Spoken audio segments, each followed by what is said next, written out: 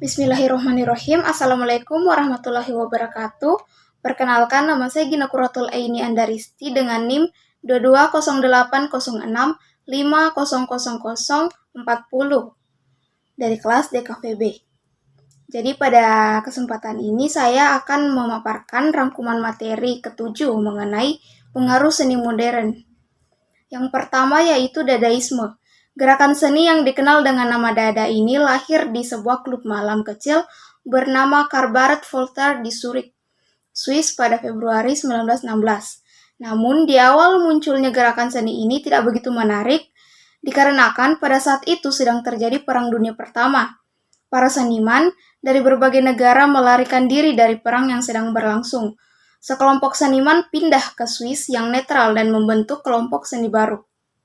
Tokoh-tokoh gerakan ini yaitu Tristan Tzara, Marcel Janko, Amy Hennings, Hugo Ball, dan Jean Arp.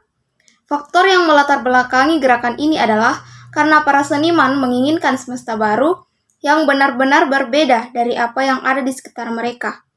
Aliran ini ditandai dengan penolakan terhadap nilai-nilai tradisional seperti estetika, logika, dan akal sehat.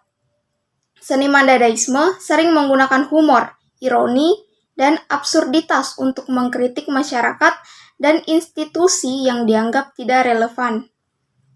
Yang kedua, The Style.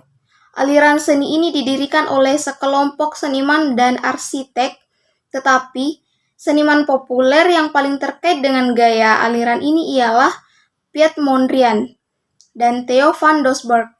The Style adalah gerakan seni dan desain yang berkembang di Belanda pada tahun 1917 dan didasarkan pada prinsip-prinsip kesederhanaan, abstraksi, dan universalitas. Ciri-ciri utama The Style adalah yang pertama, penggunaan bentuk-bentuk geometri dasar seperti persegi, persegi panjang, dan garis lurus. Kedua, penggunaan warna-warna primer seperti merah, biru, dan kuning. Ketiga, penggunaan warna hitam dan putih sebagai kontras.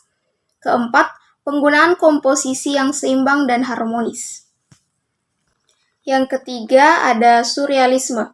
Surrealisme dimulai sebagai sebuah gerakan di Paris pada tahun 1924. Terinspirasi oleh bapak psikoanalisis Sigmund Freud, surrealisme berfokus pada penggambaran alam bawah sadar, mimpi, dan emosi manusia. Karya surrealisme seringkali menampilkan objek-objek yang tidak mungkin terjadi dalam dunia nyata atau tidak masuk akal.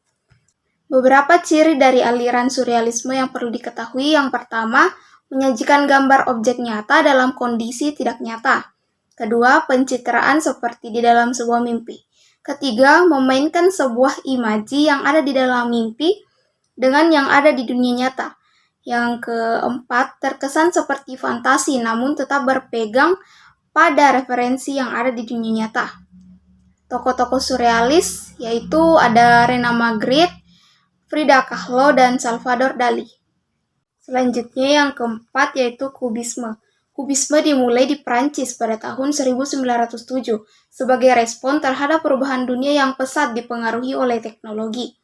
Kubisme dipelopori oleh Pablo Picasso dan George Braque. Kaum Kubisme sangat dipengaruhi oleh budaya Afrika dan penduduk asli Amerika, seni Assyria dan Mesir, serta patung Iberia. Jika pada masa Renaissance, seni disibukkan dengan menciptakan ilusi ruang 3 dimensi pada media 2 dimensi, Kubisme mengubah semua itu. Berdasarkan gagasan Paul Cézanne bahwa objek tidak hanya memiliki satu perspektif. Braque menggunakan beberapa sudut pandang untuk memecah objek menjadi bentuk dasar geometris seperti kubus dan kerucut yang dipadatkan dalam ruang dan memungkinkan latar depan dan latar belakang menyatu. Yang kelima, Futurisme dan Konstruktivisme. Futurisme adalah gerakan di Italia yang berkembang di Prancis pada tahun 1909.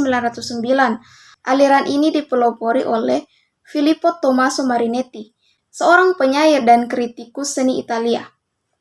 Marinetti menerbitkan Manifesto Futurisme pada tahun 1909 yang menyerukan seniman untuk meninggalkan masa lalu dan berfokus pada masa depan.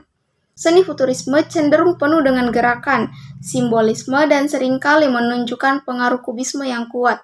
Mengingat ketertarikan mereka terhadap teknologi, mudah untuk memahami penerapan kronofotografi, sebuah batu loncatan teknologi menuju animasi film.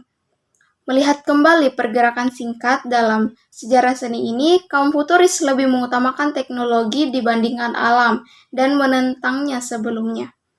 Sementara itu, konstruktivisme adalah aliran seni rupa yang muncul di Rusia pada awal abad ke-20.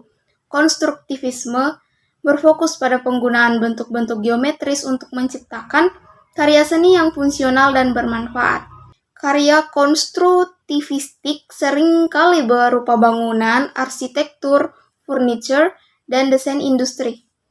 Konstruktivisme dipelopori oleh Vladimir Tatlin, seorang seniman dan arsitek Rusia.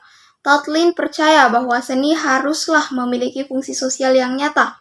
Ia menolak seni rupa murni yang hanya mengutamakan keindahan.